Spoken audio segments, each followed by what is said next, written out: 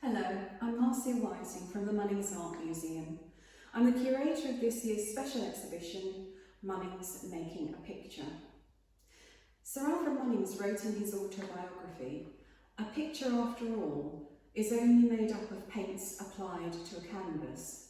And it was these words which acted as the catalyst to look at Munnings' picture making.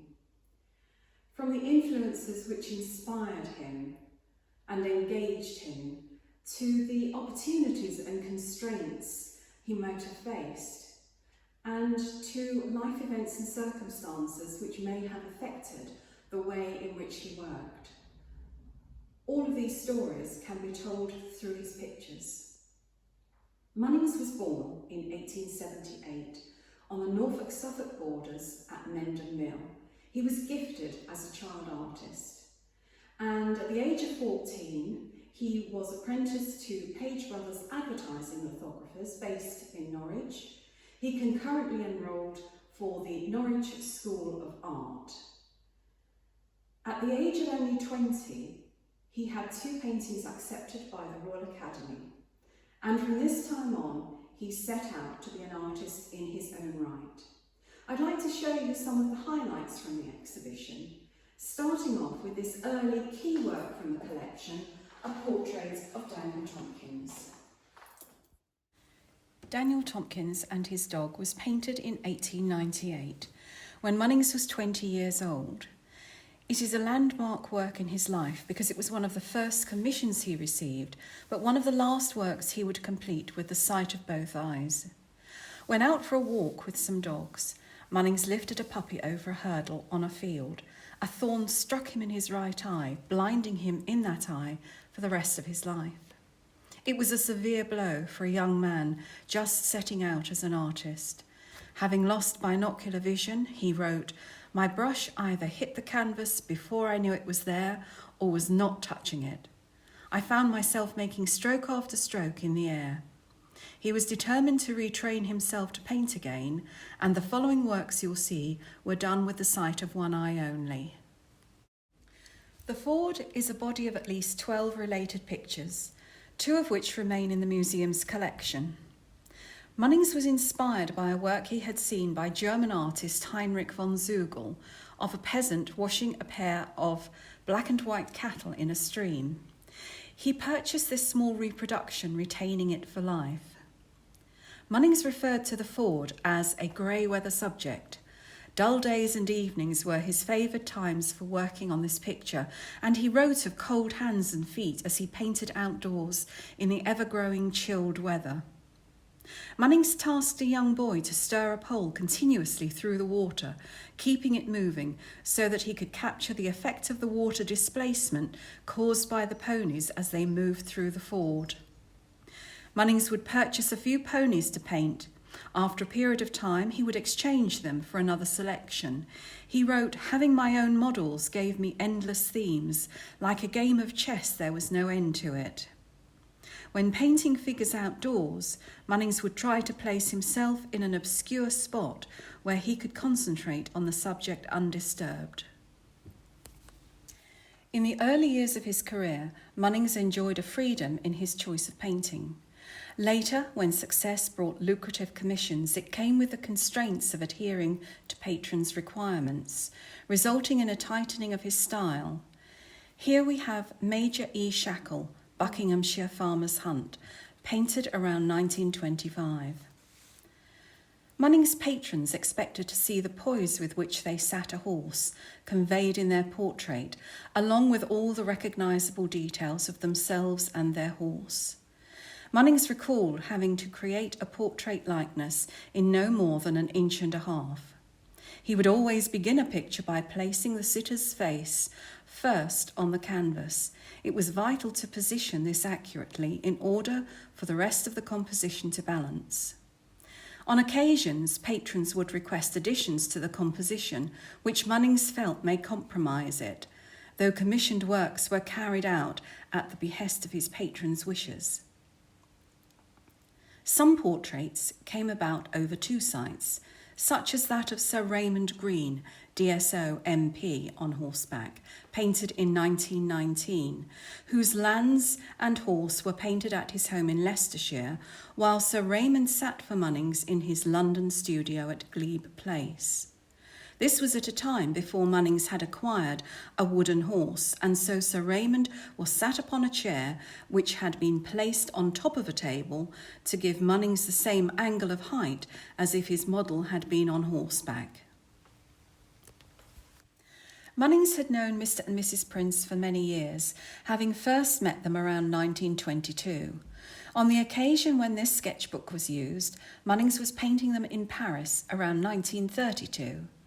Given free range to choose a base with a good north light, he selected a room in the Hotel d'Orsay.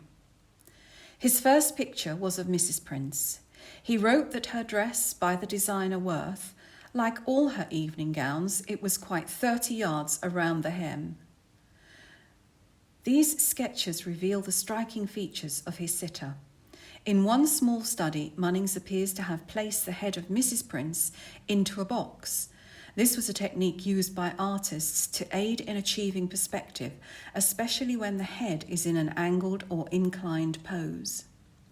Munnings wrote that Mrs. Prince was inclined to be late for her sittings, making the short time he had critical for finalising her facial studies. In the event, she returned to her home in America before completion of her portrait and made arrangements for a model from Worth to sit in her dress to enable Munnings to finish the picture. This group of works are in preparation for Munnings' picture Unsaddling at Epsom, and they show the ways in which he constructed his pictures from the tiniest sketches which were done on pieces of paper, whichever came to hand, as well as the race cards and small sketchbooks. He would then work up to small studies, and from there sometimes isolate a motive, such as the architecture of the stands, before working up into a more final painting. In 1929, Munnings sent his 3 grooms to Epsom races in preparation for the paintings that he wanted to work on of the unsaddling enclosure at Epsom. He wanted them to see all the different aspects of the event and sense the atmosphere. He knew he would be painting these scenes over 2 sites, Epsom and Castle House, Dedham. For Epsom, he borrowed the horses and jockeys from a local trainer, but at Dedham he would use his own horses. Rose, his dark brown mare, was the model for many of these works, and his grooms would be dressed in the jockey silks he always kept for such occasions. Having been to Epsom, he thought his grooms would better understand what he was wanting to achieve and have fresh interest in taking part in making pictures of things seen at Epsom.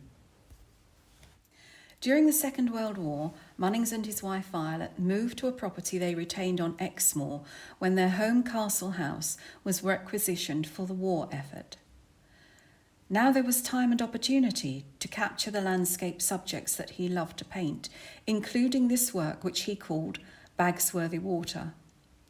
Munnings had developed a habit of carrying his brushes separately in a brown paper roll to ensure he had a large variety to use instead of the few which would fit into his box.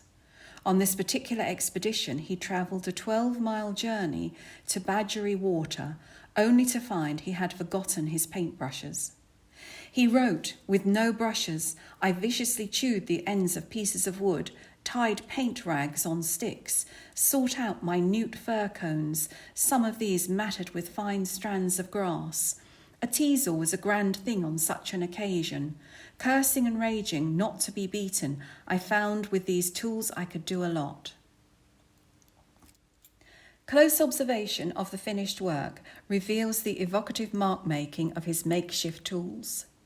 Areas of impasto, a thick application of oil paint, may have been squeezed directly from the tube, together with strident marks probably made by scoring a stick through the paint layer, giving emphasis to the effect of gushing water over the boulders. The stippling effect in the top third of the painting is not commonly seen in Munnings' work and could have been made by dabbing over the area with a paint-soaked rag tied to a stick or some moss. Munnings' masterly skills with the improvised tools resulted in creating a painting full of movement as the rushing water was captured tumbling over the rocks at full force. Munnings returned to the same spot the next day and painted the scene again, this time with brushes. The vibrancy of the work painted without brushes is evident in comparison. Munnings is often thought of as a painter from life. When painting for his own pleasure, compositions came about in a more organic, imaginative, and sometimes unexpected way. One such occasion occurred when he was staying on Exmoor around 1946. He had been painting a large work of Ore Hill, a dark hillside with gorse in the foreground. When completed, he stood it on a side table against the wall in his sitting room. A smaller picture of a shepherd and his sheep was finished later, and Munnings then placed this in front of his earlier work. He wrote, "Then I saw a new picture. I was all for beginning the new idea at once." In the resulting work, Bringing Home the Sheep, Withypool, Exmoor, Munnings merged the two study compositions into a cohesive final piece which incorporated elements of both studies. The White Canoe on the Stour at Dedham, which is part of the September Afternoon series of works, was painted in 1939, featuring two young ladies from Dedham village. It appears as if Munnings captured them as they were gliding past. But painting canoes on the river had its challenges. To secure the canoe, Munnings would tie it fore and aft to overhanging boughs along the river. This prevented it from drifting away down the River Stour. A long willow pole, thrust from the bank out to the canoe, kept it in place out in the river. Munnings wrote of strong breezes which caused ripples on the water and unsteadied canvases on the land. On one occasion, he lost his hat when it was blown off. It went down the river, never to be found. He was particularly interested in the effects of the sunlight streaming through the Japanese sunshade, which he found to be a challenge to the eye. Later, a canoe was placed on his lawn for the girls to sit in so that he could master the subtleties of the light as it fell upon the parasol. This season, we're delighted to be able to display both of Munnings' paintings titled Tags Island, completed over the period 1919 to 1920. The first and smaller version has been kindly loaned to us from the Potteries Museum and Art Gallery, Stoke-on-Trent. This is believed to be the first time the paintings have been on show together since 1928, when they were hung for Munnings' retrospective exhibition in the art galleries of Norwich Castle Museum. On that occasion, it's unlikely that they hung together, making this the first opportunity to make a direct comparison between the two works. Tags Island nestles in the Thames, a short distance from Hampton Court Palace. In 1919, it was a place for pleasure, with a large hotel upon it, furnished with a palm court and ballroom. The pictures appear as if a celebratory event between friends and models has been painted spontaneously one sunny afternoon. The sense of immediacy is especially evident in the smaller painting. The reality was that a considerable amount of prior planning and organisation had been carried out by Munnings. Recently discovered jottings by him in one of his notebooks provides a rare insight into details of the preparations Munnings made. He had costed many of the elements needed to complete his composition, including the champagne for the table, dresses for the models, the number of days needed to pose, and calculations of fees. Compositionally, the figures are threaded together by linked and overlapping arms, creating a coherent group. They are harmonised by the application of repeated colours of greens and yellows, forming shadows and highlights, while the bright blue of the Thames and the land beyond gives the paintings considerable depth in contrast to the frieze-like grouping of figures in the foreground. Impasto paintwork, a thick covering of pigment, was applied to large areas of both canvases. Vigorous brushstrokes evident on the clothing, giving a sense of movement to the scene. 5 of the protagonists in the work were named by Munnings in his autobiography. Their positions within the composition are not always clear, although the central male figure was sculptor George Feet Waters, and the central female figure is likely to have been created from possibly 3 sitters. These are just a few of the pictures on show in the exhibition Munnings Making a Picture.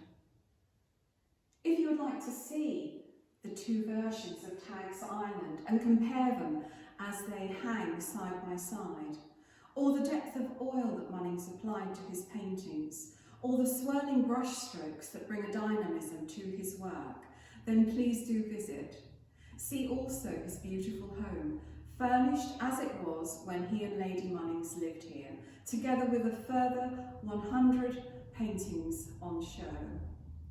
We are open until the 20th of October, Wednesdays through until Sundays and Bank Holiday Mondays, from 1:30 until 4:30. We have a cafe in the grounds and all of our details are on our website. We look forward to welcoming you. Thank you.